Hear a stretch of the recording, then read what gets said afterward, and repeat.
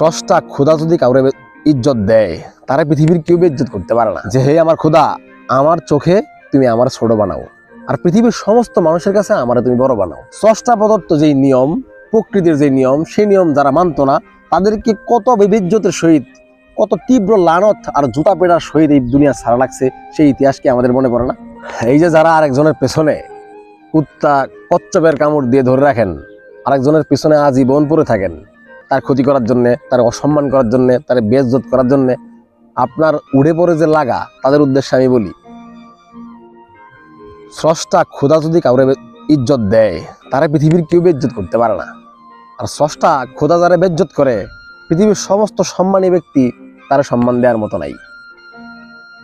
আপনি যার পেছনে লাগিয়ে আছেন আড়ার মতো, আপনি আজীবন তার পেছনে পড়ে থাকবেন, কখনো তার সামনে যাইতে পারবেন না। আপনি কখনো তার সামনে আপনি যাইতে পারবেন না। সামনে গেলে টানবেন কেমনে? আপনি আজীবন তার পিছনে পড়ে থাকবেন। সে কিন্তু তার মতো আগে যাইতেছে, আপনি ওই যে পিছন পিছন পিছন পিছন ভাদ্র মাসের কুত্তার মতো পিছন পিছন আপনি আজীবন তার পিছনে থাকবেন। নবী রাসূলরা, সাহাবীরা দোয়া করতো, খোদার কাছে দোয়া করতো কি, যে হে আমার খোদা, আমার চোখে তুমি আমার ছোট বানাও, আর পৃথিবীর সমস্ত মানুষের কাছে আমার তুমি বড় বানাও। তোমার নিজের চোখে তুমি নিজে ছোট হও, আর তোমার ব্যক্তিত্বরে তোমার খোদার কাছে চাও যাতে পৃথিবীর সমস্ত মানুষের কাছে তোমার ব্যক্তিত্বরা যাতে খোদা তাআলা বড় করে দেয়। কিন্তু তুমি যদি পিছনে লাগি থাকো, এই যে কচ্ছপের কামড়ের মতো লাগি থাকো, তোমার সেই লাগি থাকা কখনো শেষ হবে না। আর তুমি সামনের মানুষের জন্য যেই গর্তটা খুঁজতেছো, সেই গর্তের মধ্যে তোমার নিজে পড়া ছাড়া কোনো উপায়ও থাকবে না। এই আমাদের দেশেই জুলাই গণ অভ্যুত্থানের পরে আমাদের দেশের এত বড় ক্ষমতাসীন একটা দল, এত বড় ক্ষমতাসীন পাওয়ারফুল একটা টিম, পৃথিবীর সবচেয়ে বেইজ্জত হয়ে এই দেশ ছাড়া লাগছে তাদের। তাদের কি ক্ষমতার অভাব ছিল? তাদের প্রতিপত্তির অভাব ছিল? দাপটের অভাব ছিল? কিচ্ছুর অভাব ছিল না। কেবলমাত্র স্রষ্টা প্রদত্ত বেইজ্জতের কারণেই তাদের এই অবস্থা।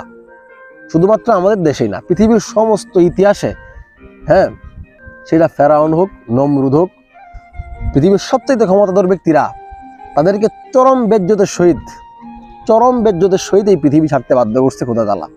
এইসব ইতিহাস কি তোমার চোখে পড়ে না? তাদের মতো ক্ষমতাসীন তো তোমরা না। তোমরা হইতেছে, আমি হইতেছি চুনোপুটি। কি পুটি? চুনোপুটি। এই চুনোপুটির ক্ষমতা নিয়ে একটা চেয়ার, হালকা একটা চেয়ার পাইলেই ওখানে গিয়ে বসেই, মানে যে একটু দুর্বল তার উপর চাপায় বসা, তারা গিয়ে পিছন টানা। এই যে অভ্যাস, এই অভ্যাস আমাদের কবে ঠিক হবে? আমরা কি দেখি না যে পৃথিবীর সমস্ত শাসক যারা ছিল, ক্ষমতাধর শাসক যারা ছিল, যারা স্রষ্টা প্রদত্ত যেই নিয়ম, প্রকৃতির যে নিয়ম, সেই নিয়ম যারা মানত না, তাদেরকে কত বিবেজ্যতের সহিত, কত তীব্র লানত আর জুতা পেড়ার সহিত এই দুনিয়া ছাড়া লাগছে, সেই ইতিহাসকে আমাদের মনে পড়ে না? তাদের পরিণাম যদি এত পরিমাণ জঘন্য হইতে পারে, আমাদের পরিণাম কি হইতে পারে? এই যে আরেকজনের পিছনে লাগি থাকাটা, এই অভ্যাস আমরা কবে ছাড়বো? আর এই লাগি থাকতে থাকতে থাকতে থাকতে একটা সময় গিয়ে দেখবো যে সেই লাগি থাকা আমার আর শেষ হচ্ছে না। শেষ, সেই গর্তে আমি নিজেই পড়ে হাবুডুবু খাই, আমার জীবন পার। বাঁচি থাকতে শুধরাও, মরে গেলে তুমি শুধরাবা কখন? তুমি আর কিচ্ছু করতে পারবে না। শেষ, তোমার শুধরানোর সুযোগ তো তখন শেষ। এখন তুমি বাঁচি আছো, সেই বাঁচি থাকার কদর করো। সেই বাঁচি থাকার কদর করে নিজেও ভালো থাকো, আর একজনেরও ভালো রাখো।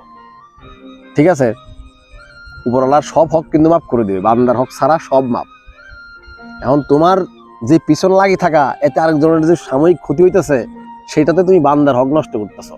মানে তোমার এই জীবনও শেষ, ওই জীবনও শেষ। যাই হোক, উপরওয়ালা সবাইরে বোঝার তৌফিক দান করুক। উপরওয়ালা পিছন থেকে মানুষজনরা আমাদেরকে টানাটানি না করে সামনে গিয়ে দৌড়ানোর সঠিক বোধ আর তৌফিক দান করুক। ভালো থাকবেন সবাই। আল্লাহ হাফেজ।